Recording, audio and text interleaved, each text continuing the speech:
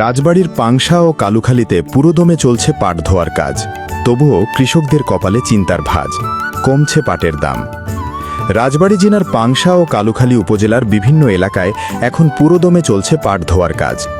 মাঠ থেকে কেটে আনা পাট নির্দিষ্ট সময় পানিতে পচিয়ে নদী, খাল, বিল ও বিভিন্ন জলাশয়ে ধুয়ে সোনালী আঁশ সংগ্রহে সকাল থেকে সন্ধ্যা পর্যন্ত নিরলস পরিশ্রম করছেন কৃষক ও শ্রমিকরা। কোথাও পরিবারের সদস্যরা একসঙ্গে কাজ করছেন, আবার কোথাও শ্রমিক নিয়োগ করে চলছে পাট ধোয়ার ব্যস্ততা। গ্রামের বিভিন্ন জলাশয়ে শত শত মানুষের একযোগে কাজ করার দৃশ্য যেন গ্রামীণ জীবনের এক চিরচেনা কর্মব্যস্ত চিত্র।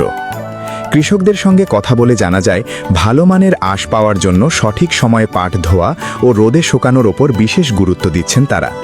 তবে এই কঠোর পরিশ্রমের মাঝেও তাদের বড় দুশ্চিন্তা বাজারে পাটের ক্রমাগত কমে যাওয়া দাম। বর্তমানে এলাকায় প্রতি মণ পাট বিক্রি হচ্ছে ৩৬০০ থেকে ৩৭০০ টাকা দরে। অন্যদিকে আজও বিত্তিডাঙ্গা বাজারে প্রতি মণ পেঁয়াজ বিক্রি হয়েছে ১৫৫০ থেকে ১৬০০ টাকা দরে। কৃষকদের অভিযোগ, উৎপাদন খরচ, শ্রমিকের মজুরি, পরিবহন ব্যয় সবকিছুর দাম বাড়লেও পাটের দাম উল্টো কমছে। তাদের আশঙ্কা, আগে যেমন পেঁয়াজ চাষিরা ন্যায্য মূল্য থেকে বঞ্চিত হয়েছেন, তেমনি পাটের ক্ষেত্রেও একই পরিস্থিতি তৈরি হচ্ছে। একজন কৃষক বলেন, এত কষ্ট করে পাট চাষ করে যদি ন্যায্য মূল্য না পাই, তাহলে আগামীতে অনেকেই পাট চাষ থেকে মুখ ফিরিয়ে নেবে। আরেকজন শ্রমিক জানান, সকাল ৭টা থেকে বিকেল ৫টা পর্যন্ত পাট ধোয়ার কাজ করে হাজিরা পাই প্রায় ১২০০ টাকা। আবার অনেকেই চুক্তিভিত্তিক প্রতি মুঠা ৬ টাকা হিসেবে কাজ করেন। প্রতিদিন গড়ে ২০০ থেকে ২৫০ মুঠা পাট ধোয়ার লক্ষ্য নিয়ে কাজ করি। তবে শুধু পরিশ্রমই নয়, স্বাস্থ্য ঝুঁকিও নিতে হচ্ছে তাদের। এক শ্রমিক অভিযোগ করে বলেন, যে জলাশয়ে আমরা পাট ধুই তার পাশেই হাঁস মুরগির খামার।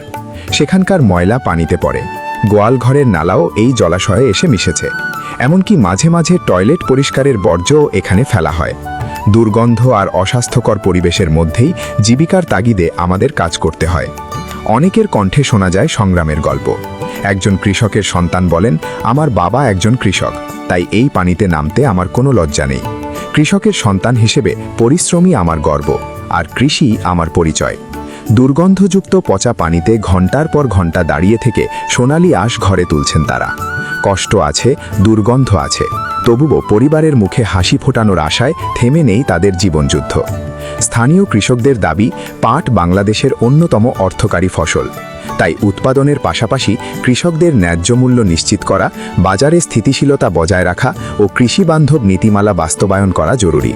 তা না হলে ভবিষ্যতে পাট চাষে কৃষকদের আগ্রহ কমে যেতে পারে, যার প্রভাব পড়বে দেশের কৃষি অর্থনীতিতেও।